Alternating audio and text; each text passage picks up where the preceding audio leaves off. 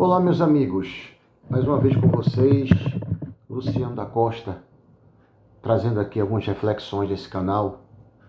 Eu quero dizer que amanhã, dia 13, quarta-feira, às 19 horas, eu estarei no canal EPA, Espiritualidade com Pedro Augusto. Vamos fazer uma live juntos, onde a gente vai conversar e falar das nossas experiências. Estaremos lá.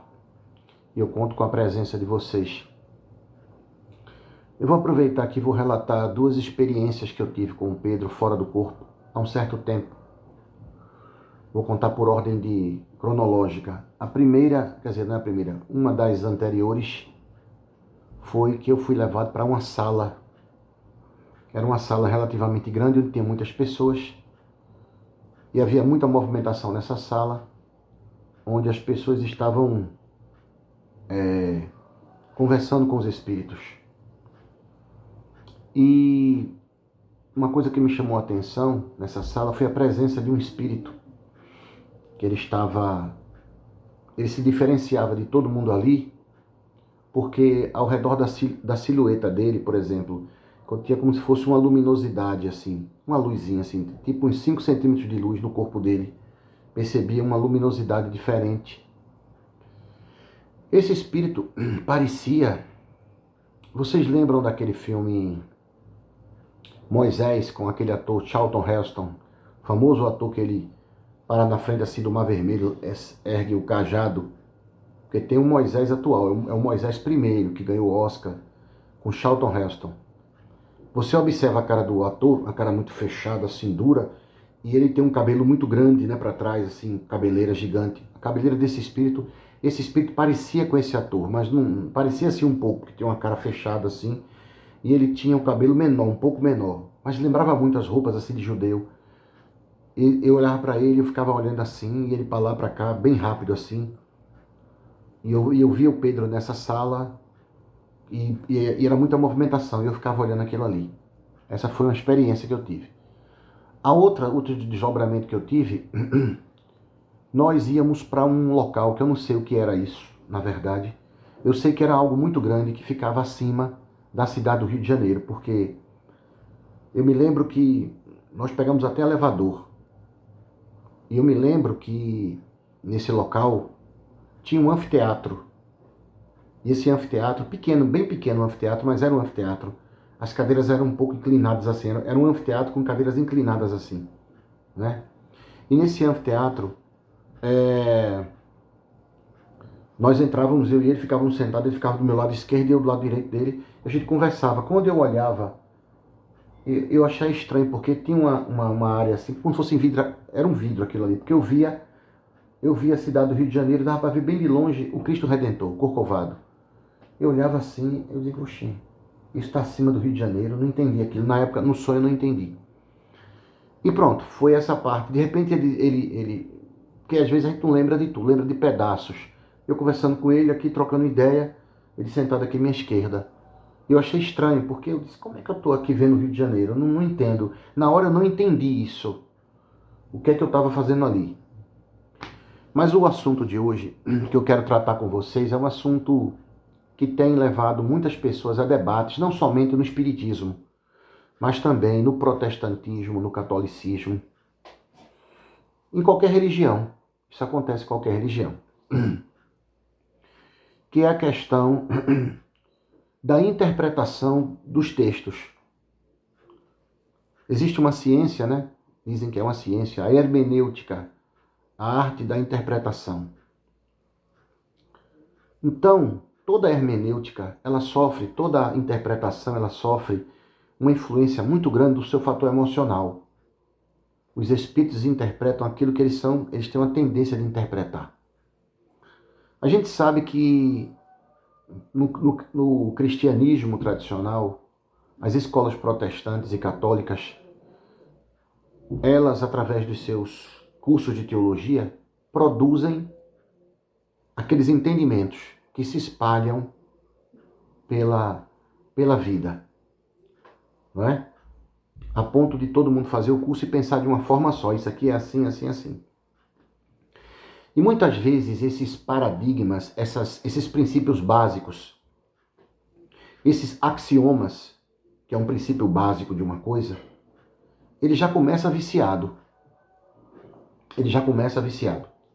Por exemplo, eu vou dar um exemplo de um axioma viciado. Você dizer assim, tudo que está na escritura, tudo que estão nas escrituras, representam diretamente a palavra de Deus, o pensamento de Deus. Então, qualquer coisa que eu leia, desde o Gênesis até o Apocalipse, tudo é o pensamento, é a palavra de Deus. Então, isso já faz com que você você já entra olhando para a Escritura viciado. Uma das coisas que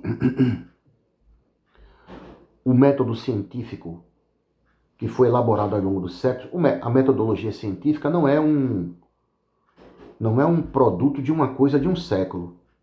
Até porque o comportamento humano, mediante os fenômenos, ele sempre foi tolhido pelo pensamento religioso. A religião sempre disse, olha, isso é assim e tem que aceitar. E se não aceitar, vai ser queimado pela igreja. Ou vai ser trucidado por outra religião. Esse fenômeno não aconteceu só no Ocidente, não. Acontece também lá no Oriente. O religioso que vai ditar, a visão religiosa que vai ditar a verdade. Então, o método científico ele foi aperfeiçoado. Foi sendo aperfeiçoado. Não é? Assim como as ciências foram se multiplicando, as técnicas de investigação, os sistemas de teste, as metodologias foram se aperfeiçoando. Por isso que não podemos falar de ciência sem método científico e sem aplicação de um método razoável. Muito bem. Então, a questão da interpretação, a boa interpretação é aquela interpretação que ela não tem a tendência. Eu vou olhar para uma coisa e já vou pré-julgar e vou dizer, isso aí é um negócio muito bom. Esse troço aí está com a verdade. Ou então isso aí não serve, isso não presta. Nunca a dedução deve ser a priori, mas sempre a fortiori. Sempre depois que você investigar, que você analisar. Allan Kardec deixou muito esse legado. Muito bem. Então, hoje nós vemos no movimento espírita pessoas fazendo a mesma coisa que os nossos irmãos evangélicos fazem. Eles pegam um texto, colocam aquele texto ali e aplicam aquele texto para toda situação prática que existir. Você quer ver um exemplo disso? Allan Kardec, em O Livro dos Espíritos, ele elabora uma escala espírita. Mas ele diz que aquilo ali é só para dar uma ideia. E se ele não dissesse que era só para dar uma ideia, para ter uma noção, se ele não dissesse isso, nós teríamos obrigação, se quisermos ser sensatos, de chegar à conclusão que não pode um homem, numa época limitada, falar de toda uma grandeza cósmica e universal e encaixar todos os seres dentro desse padrão. Então, a hermenêutica, agora eu vou falar uma coisa, preste bem atenção. A hermenêutica bem sábia não é somente você entender o texto, mas entender o porquê daquele texto naquele momento. É você fazer uma análise não só intratextual. Você pegar o texto, analisar o texto e ver, mas entender o porquê que aquele texto e aquela visão veio naquele momento. Por que veio naquele momento? Quando você ignora o porquê de um texto ter vindo naquele momento ali, e você interpreta ele como verdade absoluta, você cai no radicalismo interpretativo. É o mesmo que você julgar o pensamento de uma época comparando com o pensamento de outra. Olhando para a Idade Média, hoje nós dizemos, por que as pessoas naquela época acreditavam de que a sociedade deveria ser administrada por uma única pessoa? É a tese da monarquia. E existiam até escritores que escreveram falando a teoria divina dos reis. O rei existe, isso é uma lógica divina. Escreviam, elaboravam teses, defendiam suas ideias. Aquilo naquela época era o máximo de um pensamento político. Hoje, a gente vê que não. Veio um outro escritor, o Barão de Montesquieu, né? Escreve O Espírito das Leis, fazendo uma crítica e mostrando que os poderes que organizam o Estado deveriam ter dividido em 3 poderes. Pode ser que futuramente venha um outro e aperfeiçoe a tese de Montesquieu e por aí vai. Então, julgar uma época com o mesmo pensamento de agora é complicado. Não é? Muito bem. Então, continuando o pensamento. Existem situações que são escritas ali que quando você pega aquilo que é aplicar a todas as situações da vida do dia a dia, ela não tem o poder de abranger tudo. Vai ter exceções. E essas exceções têm exceções. E por aí vai. E por aí vai. Ah, então a gente não vai ter certeza de nada? Não. Aí também já é um raciocínio radical. Não é que nós não vamos ter certeza de nada. Aquela ideia, como um princípio geral, ela existe. Existem as hierarquias. Claro que existem as hierarquias. Porque existe uma coisa chamada linha do tempo. Pelo menos para nós, que somos individualidades. Existem seres que foram criados antes. Outros seres que foram criados depois. Outros que foram criados depois. E outros foram criados muito depois. Aqueles primeiros evoluíram. Então, eles evoluíram. Tem seres que foram criados um pouco depois e são mais evoluídos do que aqueles que foram criados um pouco antes? Tem, sim, claro que tem. Porque ele estacionou e o outro evoluiu, progrediu. Claro que tem. Mas aqueles que foram criados muito tempo antes e evoluíram muito, eles estão numa situação diferente de compreensão e de integração com a fonte diferente da nossa, com a integração com Deus diferente da gente. Então esses seres têm uma visão bem mais ampla. Então você pega um texto escrito por Allan Kardec ou por qualquer outro escritor e você quer com aquele texto abarcar, você quer contemplar todas as situações. Não tem como fazer isso. Não tem como.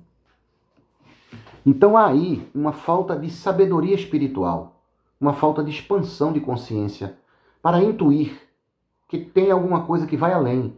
Aquilo ali foi dado uma visão para a gente começar a entender, para que outros pensamentos mais lá na frente não nos cause antipatia, nem nos deixe a gente sem entender. Então passa esse ABC aqui para vocês. Passa isso aqui. Passa esse ABC, passa esse conhecimento, para ter uma noção. Muito bem. Existem princípios ali que podem ir além do texto. E existem coisas que não podem não podem ir de contra o texto. Então você tem que saber ver isso aí. Mas você ficar usando pedaços de texto, porque os textos encerram princípios e ideias. E essas ideias se aplicam a muitos casos. Mas há casos que têm exceções para essas ideias. E o texto não tem o poder e a habilidade e o condão, não tem a capacidade de prever aquilo. Porque o nosso sistema de comunicação é limitado. Ele fala aquilo ali, aquilo existe, aquilo é daquela forma. Mas os infinitos, as pequenas miríades de situações, o texto não consegue contemplar. Entenderam? Então, tem que se ter uma sabedoria na interpretação desses textos. Entender o que o Espírito quis colocar ali. Por exemplo, Eu vou pegar uma famosa pergunta e uma famosa resposta de O Livro dos Espíritos. Com todo respeito a quem pensa o contrário, na minha opinião, a resposta não foi muito feliz. Na minha opinião. Mas eu respeito.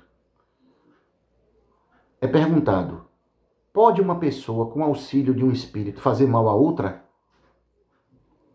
Qual é a resposta? Não. Deus não permitiria. Muito bem. Eu diria hoje, depende. Depende.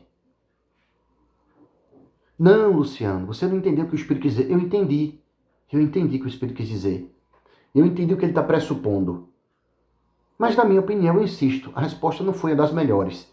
Não, Deus não permitiria. E a gente sabe que existe.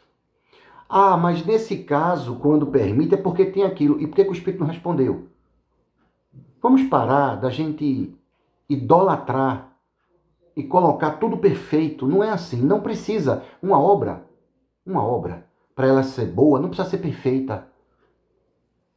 Não precisa ser perfeita. Ela foi magnífica, mas não foi perfeita.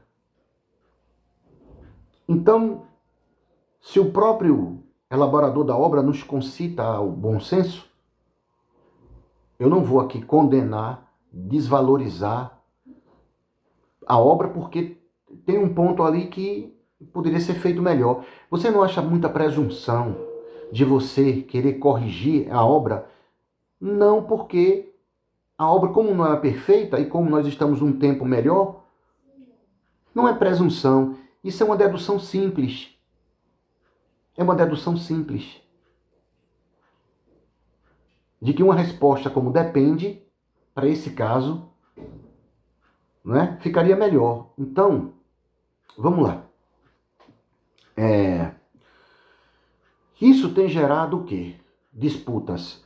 Mas o problema todo não está no campo do debate e da interpretação. O problema não está no campo do debate da interpretação. Se estivesse, seria bastante salutar. O problema está que as pessoas usam isso para atacar moralmente as pessoas, para denegrir a imagem das pessoas, que não pensam como você pensa. Não. Bom seria se houvesse um debate de ideias. Quem está preparado para um debate de ideias? Quem está preparado para um debate argumentativo? A maioria faz acusações pessoais. A maioria faz acusações pessoais. Eu peguei um vídeo aqui e fiz um comentário da fala. Peguei tudo que era dito pela pessoa, não acrescentei nada, porque isso também é um outro crime, você colocar palavras na boca de uma pessoa que a pessoa não disse aquilo. Ou você tem uma dificuldade intelectual de não entender, você tem um problema intelectual, o seu nível perceptivo de interpretação de texto é muito baixo. Ou segundo, você é mal intencionado, você é mentiroso, coloca palavras na boca do outro. Eu peguei as palavras e analisei as palavras e coloquei para as pessoas verem. A pessoa está falando isso. A minha opinião é essa aqui sobre isso. Foi o que eu fiz. Pegar as palavras da pessoa, as ideias, fazer uma análise das pessoas não, do que a pessoa está dizendo, do pensamento que a pessoa está colocando. Não é? Será que a gente consegue fazer isso sem ter ódio do irmão? Não. Se a gente for fazer isso, vão dizer que nós estamos sendo antiéticos, que nós estamos criticando, mas ora bolas. Não se pode nem analisar as ideias mais? Que maturidade, vejam que nível nós nos encontramos. Nós não temos capacidade de sofrer. Eu quero que as pessoas analisem minhas ideias. Pegue as minhas ideias, o que eu estou falando. Olha, Luciano, nessa parte que você falou de hermenêutica, essa parte assim eu concordo, essa parte não, por causa disso, disso e disso. Logo você é um imbecil. Logo você não presta. Não, eu não fiz isso. Eu apenas analisei. As pessoas não gostam. Uma coisa é você fazer uma crítica de uma ideia. Outra coisa é você acusar moralmente uma pessoa. Isso é diferente. Crítica de ideias é maravilhoso, é ótimo. É ótimo. Eu adoro isso. Eu amo o debate de ideias. Porque eu tenho fome de conhecimento e eu quero entender. Mas quando se parte para essa área, as pessoas não têm equilíbrio espiritual e estão trabalhando, fazendo a caridade. Estão seguindo o espiritismo. Olha, eu sigo o espiritismo, eu sou espírita, viu? Eu trabalho há 20 anos, há 30 anos. É. Vamos analisar o médium aqui. Vamos lá analisar o médium. Ah, esse médium é um bandido, é um mentiroso. Já começa agredindo a pessoa. Perdeu toda a moral. Olha, esse médium aqui é um médium... Eu não acredito nesse médium. Vamos pegar aqui a teoria dele. O que foi que ele falou? O espírito falou isso, isso, isso. Colocou isso, isso, isso, isso. Olha,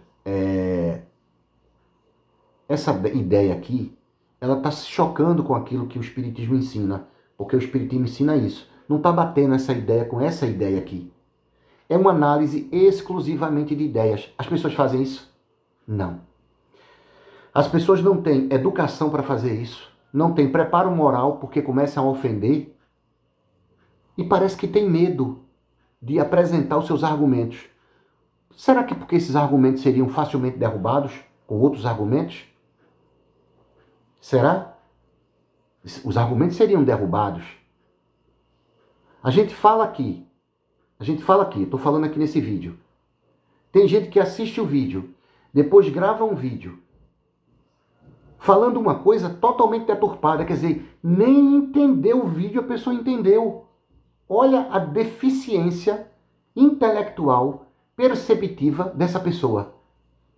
A pessoa está com tanto ódio, tanta raiva no coração, que você fala uma coisa e a pessoa não entende. A pessoa não entende o que você falou e está muito claro o que você está falando. O que é que eu estou falando aqui nesse vídeo? Debate de ideias, a hermenêutica, interpretar. Porque a interpretação cabe debate. Isso aqui eu estou interpretando assim, desse jeito. Não, mas eu estou interpretando desse outro jeito. Dessa forma. Não, você é um vagabundo, você é um falso porque está interpretando assim. Já baixa o nível, mostrando o nível que a pessoa tem.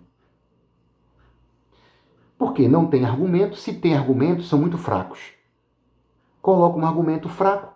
A maioria das pessoas não sabe examinar um argumento. A maioria das pessoas que estão no espiritismo não sabe examinar uma ideia, um argumento. Elas vão pelo lado emocional. Como essa questão que eu coloquei do Livro dos Espíritos. Pode um homem, com o auxílio de um espírito, fazer mal ao outro? O espírito responde, não. Deus não permitiria. Essa resposta, na minha opinião, não é melhor do que essa aqui, ó. Depende. Mas tá lá. Tá lá. Porque a gente sabe que na prática pode. Por que o espírito não respondeu isso? Tem motivos? Tem. Mas também não tem motivos essa se ele respondesse? Se ele respondesse isso lá, se tivesse na codificação assim, depende, a explicasse, seria uma excelente resposta, não seria? Então vejam o que é uma argumentação. Eu não estou tirando o mérito da codificação, eu também não atribuo a ela perfeição, reconheço a grandeza do trabalho, mas tenho minha opinião sobre alguns pontos.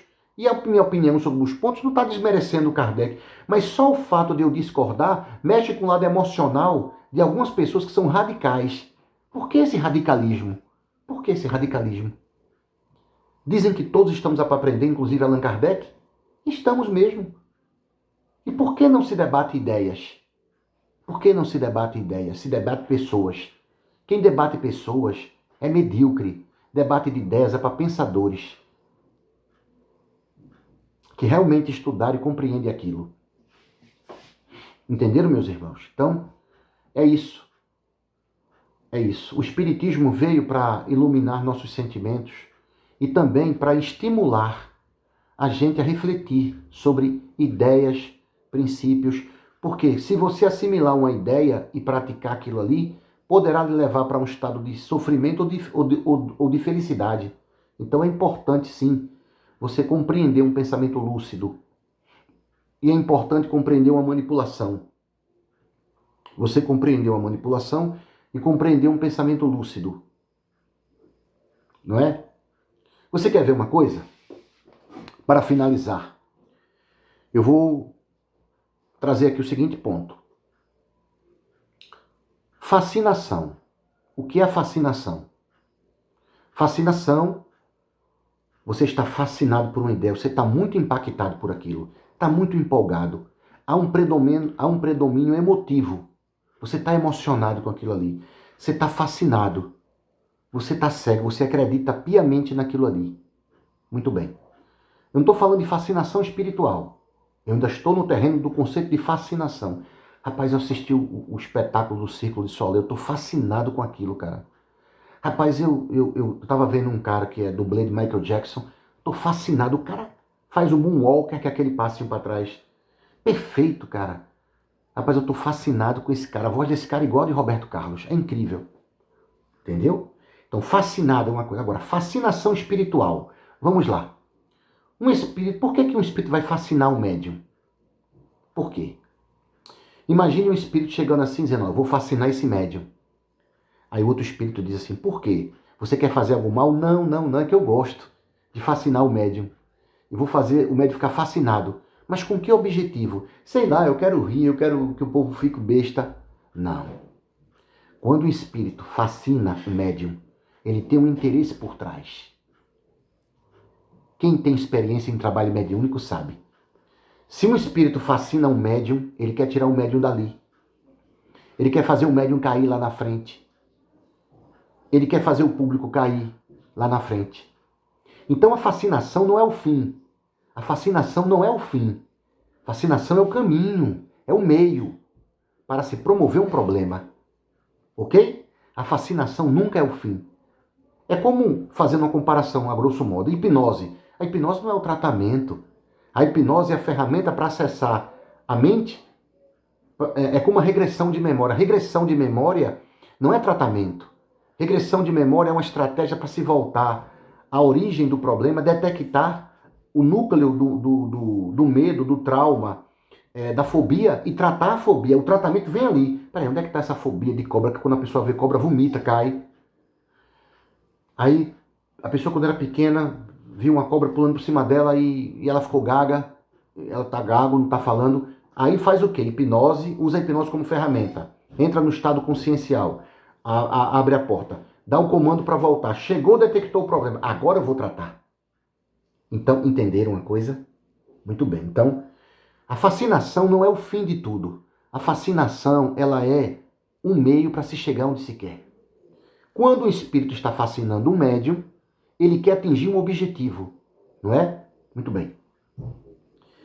Só que esse médium fascinado, ele está gerando muitas coisas boas com muita gente. Ele está gerando um monte de coisa boa com as pessoas. As pessoas estão fazendo a reforma íntima, parando de beber, de fumar, se espiritualizando, mudando seu comportamento. Aí, o espírito está fascinando o médium, chega o maioral das trevas e diz, tu tem que parar com isso. Mas por que, senhor da escuridão? Porque você está fascinando esse cara aí e a galera está mudando e a gente não quer isso. Aí vem um ponto. Primeiro ponto. Eu acho que as pessoas não estão mudando. Bem, então aí você está num problema que é como se seu pensamento fosse mais inteligente e mais preparado que milhões de pessoas. Milhares de pessoas que estão assistindo aquilo, que estão dando depoimentos. Então todas essas pessoas estão erradas, só você está certo. Só por aí já seria um medo. Então, todas essas pessoas são ignorantes, tolas, são, vamos colocar a palavra, despreparadas, nunca estudaram nada. Quando você começa a gravitar nesse pensamento, quando você começa a pensar isso, não é só em relação ao espiritismo, não. Ei, isso aí não é relação ao espiritismo, não é tudo na vida. Vou fazer um concurso público. Comprei o material e começo a estudar. Pô, vou passar. Eu estou estudando 8 horas por dia, peguei o meu material, estou estudando. Tem milhares de pessoas fazendo melhor que você. Quando você começa a achar que o que você está fazendo é a melhor análise, você está dentro de uma bolha de ideias que é muito perigoso. O egoísmo humano, ele produz bolhas que você fica preso naquela ideia ali. Você acha que tudo que você está fazendo e vendo é a verdade. Quando você começa a achar que ninguém está fazendo, que ninguém sabe, isso já é um indício de que você está num nível de compreensão. Quando você começa a sair do seu casulo, da sua bolha e ouvir os outros. Mas tem diferente, tem um sistema diferente aqui. essa apostila sua não é tão boa, tem outra apostila, você começa a pesquisar, e antes de você estudar, você pesquisa, enfim, você se abre, você não é fechado numa ideia. Quando você está fechado numa ideia radical, somente isso é a verdade, somente isso é a verdade, somente isso é a verdade. Outro dia veio uma pessoa no meu privado, uma pessoa que certamente está desequilibrada, dizer somente esse trabalho é sério, somente esse trabalho é sério. A pessoa está obsidiada. Já mostra o nível intelectual, cultural e moral dessa pessoa. Porque nunca a verdade está só com uma pessoa. Quando você começa a dizer que só tem um sistema que preste, é complicado. Então, muito bem. Então, voltando ao assunto da fascinação. Aí, aquela fascinação está acarretando efeitos extremamente positivos. Tem alguma coisa errada. Tem alguma coisa errada nessa minha análise. Agora, essa fascinação está havendo e as pessoas estão se suicidando, as pessoas estão brigando umas com as outras, as pessoas estão, vamos dizer assim, ficando depressivas. Não está acontecendo isso, está acontecendo o contrário. Mas aí, o entendimento, a hermenêutica, o conhecimento é posto de fora. Todo conhecimento intelectual é renunciado, porque quem vai mandar é um lado do cérebro, da emoção, não é mais da razão. Você perde a razão e você age pela emoção, pelo sentimento que você carrega, que vem de séculos. O sentimento da inveja, do egoísmo. Porque por trás desses seres que querem pegar textos e querem estabelecer regras, é a vontade de comandar. Hoje eu não comando mais. Não tem espírito que reencarna, que é viciado em jogo? Não tem espírito que reencarna, que é viciado em sexo? Não tem espírito que reencarna, que toma uma primeira pinga, fica alcoólatra pro resto da vida? Tem espírito que é viciado em dominar consciências, mandar. E como é que ele manda? Isso aqui é a verdade, aquilo não é. Ele quer comandar. É a sede de poder religiosa que o espírito tem de outras vidas. Tem espírito que reencarna e quer ser um professor. Ele sempre foi 2, 3 professores. Ele foi professor em 2 e 3 existências. Foi cientista. Foi cantor. Do mesmo jeito que aparecem as qualidades boas, aparecem as imperfeições. Fica gritando no espírito lá. Eu quero comandar, eu quero mandar. E como é que eu mando? Dizendo para as pessoas que aquilo ali está errado. Está certo, é meu entendimento. Me sigam, não é? Me sigam. Tem uma música do Raul Seixas no final que ele diz: vocês têm que acreditar em mim, eu sou astrólogo, né? Eu sou, aquilo é uma ironia que ele faz. Acredita em mim, eu tenho a verdade. Olha aqui, ó, o texto está dizendo isso, ó. Aí aponta para uma situação do dia a dia. Se encaixa com uma, mas não se encaixa com a outra. É a sede de domínio, a sede de poder, que o espírito quer fazer isso. Como o espírito não tem evolução moral, o que ele vai fazer? Ele vai ficar no estágio somente do debate de ideias? Não, ele não vai ficar no estágio do debate de ideias.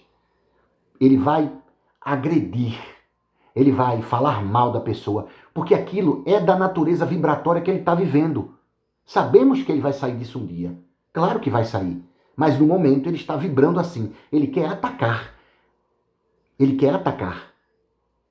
Entenderam qual é a psicologia misturado aí com a filosofia, com o conhecimento? É isso que acontece. E isso vai durar um bom tempo. Só que isso já vem durando muito tempo. E a misericórdia de Deus já foi longe demais. Permitiu. Agora não. Esperava-se que nessa encarnação, pela oportunidade, alguns parassem com isso. Parassem de tentar dominar as consciências com o seu ponto de vista exclusivo sobre uma verdade. Porque os espíritos que têm suas concepções, ainda que equivocadas, mas que já têm o sentimento de amor, eles não vão querer colonizar a mente de ninguém. Eles falam, quem quiser acreditar, acredite que não. Eles não vão estar atacando outro irmão, ainda que o outro irmão esteja errado, mesmo o outro irmão estando errado. Ele não vai fazer isso, sabe por quê? Porque ele não vai baixar o nível moral dele. Quando ele baixa o nível moral dele, ele mostra quem de fato ele é. E é incrível como os seus seguidores não entendem isso. Quando se ataca uma pessoa, mostra quem de fato a pessoa é. E o povo não entende. Eles estão tão cegos que eles não entendem isso.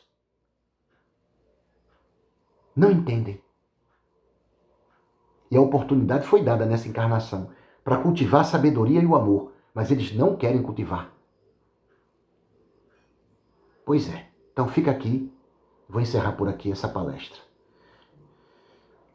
Que Deus abençoe. Muito obrigado, meus irmãos.